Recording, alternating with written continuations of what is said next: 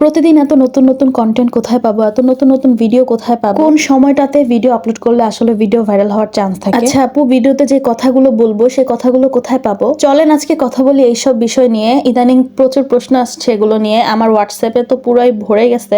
So hello everyone, আসসালামু আলাইকুম। Experience with তাহি নতুন একটা ভিডিওতে আপনাদেরকে অনেক অনেক স্বাগতম জানাচ্ছি। আজকে দুপুরের একটা ব্লগ শেয়ার করছি। প্রথমে হচ্ছে আমি এখানে ভাত বসায় দিছিলাম, তারপর হচ্ছে ডাল রান্না করে নিয়েছিলাম। এখন হচ্ছে দুপুরে কি কি রান্না করবো, এটা হচ্ছে প্রধান সমস্যা।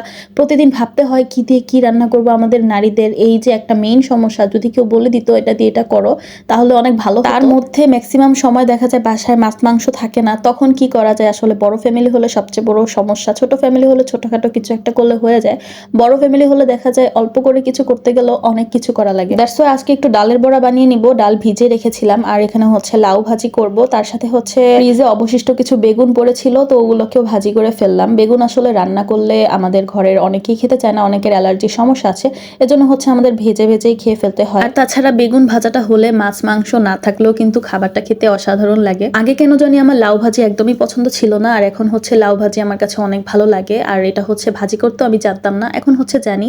মানে এটাকে যখন আপনি চুলায় দিবেন তখন এটাকে হাই হিটে এটাকে ভালো মতো ভেজে তারপরে দেখা যায় পানিটা ছেড়ে দিলে সেখানটা একটু ঢাকা দিয়ে দিলে আস্তে আস্তে রান্নাটা হয়ে যায়। তো এত কোনো প্যারা নাই, লাস্টের দিকে হচ্ছে নেড়ে চেড়ে ভালো মতো ভাজা ভাজা করতে হয়, এই হচ্ছে প্রসেস। আর এটা হচ্ছে আমি আগে জানতাম না, বসায় এতগুলো পানি দেওয়া বসায় দিতাম, দেখা যেত টেস্টটা ভালো আসতো না।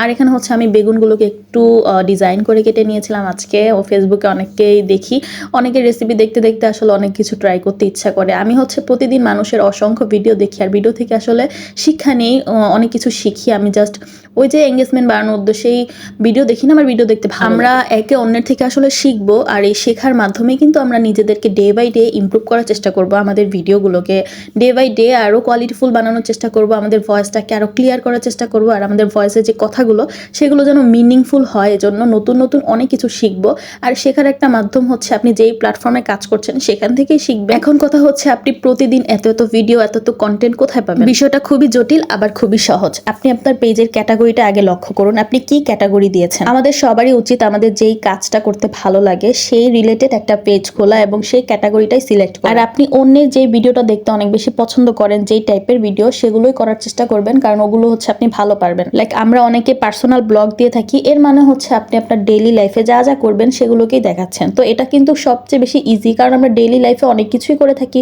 বিশেষ করে আমার গৃহিণীরা রান্নাবান্নাটা করে থাকি। তারপর আমরা মাঝে মাঝে বাহিরে ঘুরতে যাই, এটা আমাদের জীবনের একটা অংশ। আমাদের সন্তান আছে, সন্তানী আছে, এগুলো আমাদের অংশ। তো এগুলো যেহেতু আমাদের ডেইলি লাইফে হচ্ছে, তো এর কিছু কিছু বেস্ট পার্ট আমরা ভিডিওটা রেকর্ড করে রাখবো। যখনই আপনার সুযোগ পাবো তখনই আমরা একটা ভিডিও করে রাখবো।